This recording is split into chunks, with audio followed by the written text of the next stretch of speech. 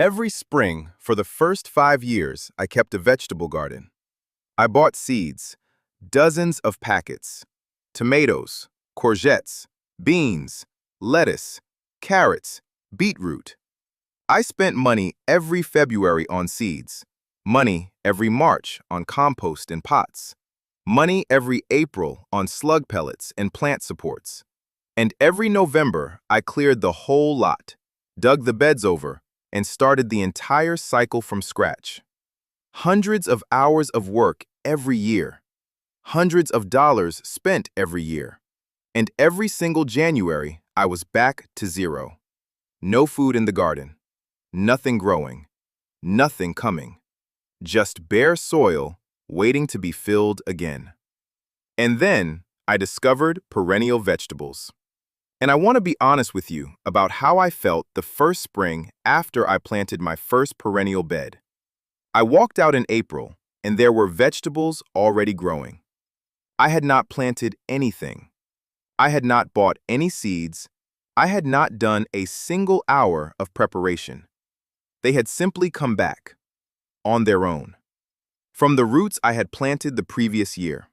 And I stood there in my garden, feeling genuinely embarrassed that nobody had told me this was possible, that you could plant a vegetable once and harvest it for 20 years. Most gardening content, most seed catalogs, most growing guides are built entirely around annuals. And the reason is simple. Annual seeds are a product you buy every year. Perennial vegetables are a one-time purchase that removes you from that cycle permanently. Once you understand that, you understand why perennial vegetables are the most underteached, undervalued, and underplanted category of food crops in the home garden. These 9 perennial vegetables changed the way I garden completely. I planted all of them once. Several of them are still producing from that original planting. And not one of them has cost me a penny since the day I put them in the ground. Number 1. Asparagus. Asparagus is the perennial vegetable that converts more people to perennial growing than any other crop, and it converted me. I planted 25 crowns in a dedicated bed in year 2 of my garden, following the instructions I had read about trenching and layering and the 2-year wait before the first harvest. And that 2-year wait nearly finished me. I watched other gardeners harvesting tomatoes and courgettes while my asparagus bed sat there producing nothing but ferny foliage. And I questioned every single day whether the investment of space and patience was going to be worth it. The first harvest in year 3 was 8 spears. 8 spears from 25 crowns. I ate them standing at the kitchen counter with butter and salt. And I understood immediately why people grow asparagus for 20 years. There is no asparagus in the world that tastes like asparagus picked from your own bed and eaten within the hour. The supermarket version is a pale imitation of the real thing because asparagus begins converting its sugars to starch the moment it is cut. And by the time it has traveled from a commercial farm to a supermarket shelf, it has lost most of what makes it extraordinary.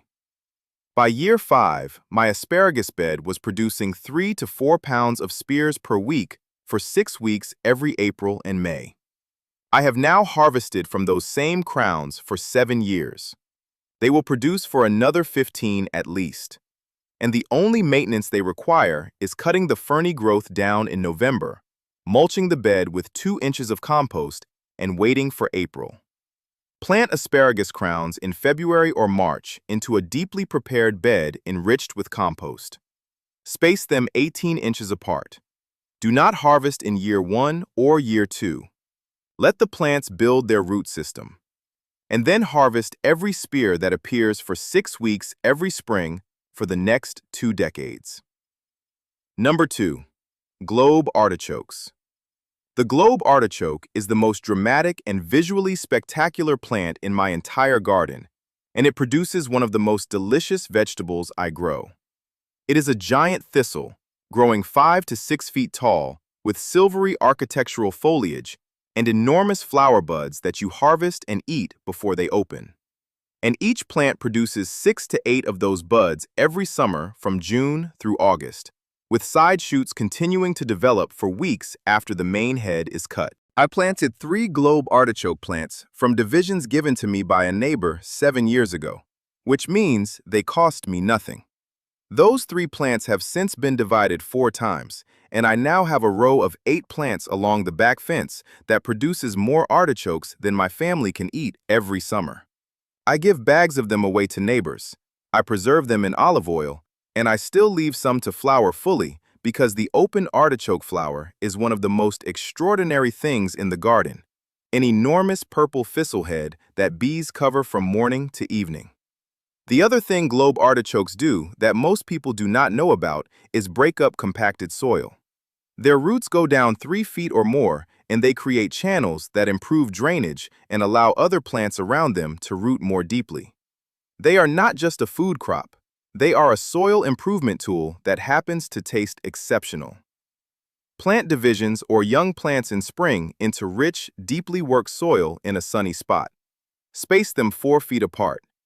Cut the stems down to the ground in November and mulch heavily with straw. In year 1, you will get 2 or 3 small heads. By year 3, each plant will be fully productive. Divide the plants every 3 years to keep them vigorous and to expand your planting for free. Number 3. Jerusalem artichokes.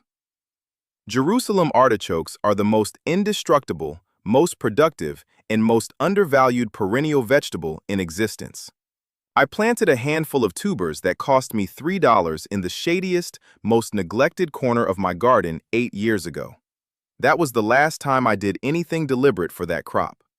Those tubers have grown back every single year, reached 8 feet tall every summer, and produced between 40 and 60 pounds of crisp, nutty sweet tubers every autumn without a single application of fertilizer, without a single watering, and without a single hour of management. Jerusalem artichokes will grow in poor soil, in shade, in drought, in waterlogged conditions, and in every climate zone where the ground freezes and thaws. They are the crop that produces when everything else fails. And they are perennial in the truest sense, meaning you do not replant them at all. You harvest the tubers you want in autumn and winter, leave the rest in the ground, and they regrow from any tuber you miss. The only management they require is cutting the tall stems down in autumn and making sure they do not spread beyond the area you have allocated to them. The flavor is difficult to describe to someone who has never eaten a freshly dug Jerusalem artichoke. They taste nothing like a potato and nothing like a regular artichoke. They are sweet, nutty, and starchy, with a texture that is crisp when raw and creamy when roasted. I eat them roasted with olive oil and thyme from October through February, and they are one of the meals I look forward to most in the autumn kitchen. Plant tubers 4 inches deep and 12 inches apart in autumn or early spring. Mark the bed clearly because they disappear underground completely in winter, and it is easy to forget where they are. Harvest from October onward by digging as you need them rather than lifting the entire crop at once. And enjoy the fact that this is genuinely the lowest maintenance food crop you will ever grow. Number 4. Perennial kale. Most people know kale as an annual, sown in spring and finished by the following summer. I grew it that way for years. And then I discovered perennial kale, specifically the variety called Daubington's kale, and I have not grown annual kale since. Daubington's kale does not set seed and does not die after its first year. It grows into a large spreading shrub, 3 feet tall and 4 feet wide, that produces fresh leaves continuously from September through May, exactly the months when almost everything else in the garden has stopped. I planted 3 cuttings 4 years ago, cuttings taken from a single parent plant that cost me $4. And those 3 plants have given me fresh kale every single week through 4 winters without any replanting, any feeding, or any significant attention. Perennial kale is propagated by cuttings, not seed. Take a 6-inch stem cutting in late summer, strip the lower leaves, and push it into a pot of compost. It roots within 3 weeks and can be planted out the following spring. Once planted, it will produce for 10 to 15 years before beginning to decline, at which point you take more cuttings from the healthiest growth and start the cycle again. I have been running the same genetic line of kale for 4 years from a single original plant, and I have given away more cuttings than I can count. Plant in a sheltered spot with good drainage. Cut back hard in late spring to encourage fresh, productive growth through summer. Harvest the outer leaves regularly to keep the plant bushy and productive. And appreciate the fact that this plant provides fresh green vegetables through every cold, dark month of the year without costing you a thing after the initial cutting. Number 5. Sorrel. Sorrel was the perennial vegetable that surprised me most. I planted a small clump of French sorrel 3 years ago in a partly shaded spot where I was struggling to grow anything productive and I had low expectations. Within 1 season, it had become one of the most used plants in my kitchen.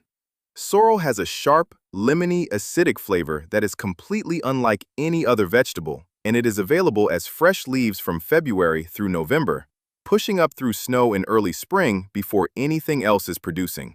I use sorrel in soups, stirred into scrambled eggs, blended into sauces for fish, and mixed into salads where its sharpness cuts through the blandness of early season leaves. And it is one of the most nutritious leaves you can grow, extremely high in vitamin C, iron, and oxalic acid, the same compound that gives rhubarb its sharpness and that has been used medicinally for centuries. Sorrel requires almost no management.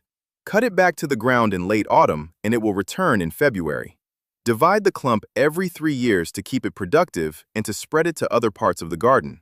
It tolerates shade that would defeat most vegetables, which makes it one of the most valuable plants for filling the difficult spots in the garden that would otherwise produce nothing. Number 6. 9-star perennial broccoli.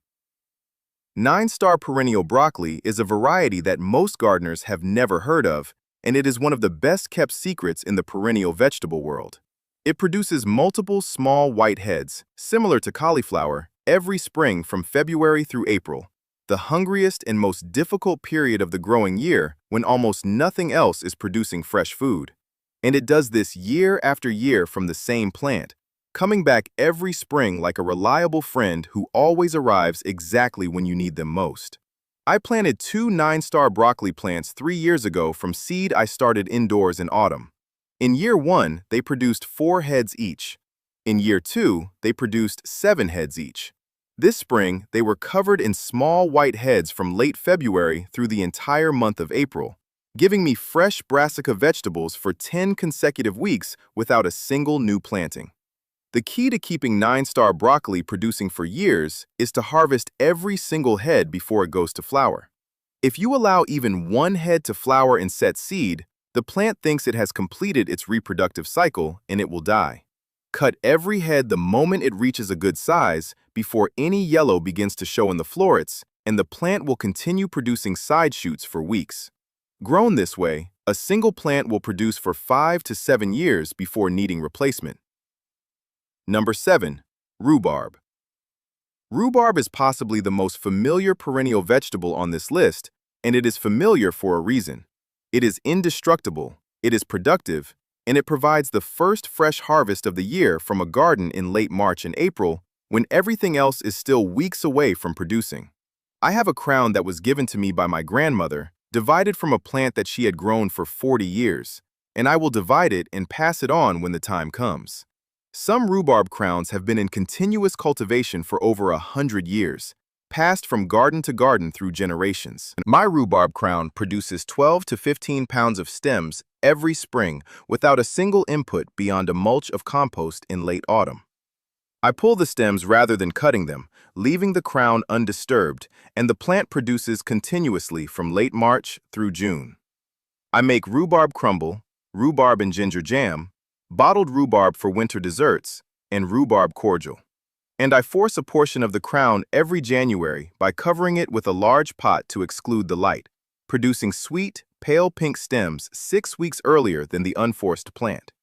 Those forced stems in February are one of the finest things that comes out of my garden all year. Plant crowns in autumn or early spring with the growing tip just at the surface. Do not harvest in the first year. From year 2 onward, harvest freely for 8 weeks in spring and then leave the plant to rebuild its energy through summer. Divide the crown every 5 years and replant the divisions to keep the vigor high. Number 8. Welsh onion.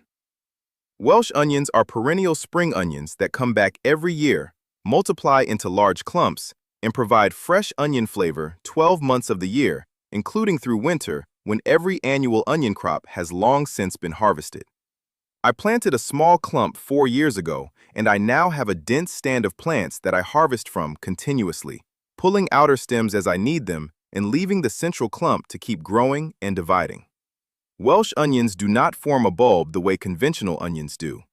The entire plant is edible, stems, leaves, and the small bulb at the base, and they have a mild, fresh flavor that works in salads, soups, stir-fries, and anywhere you would use a spring onion or chive.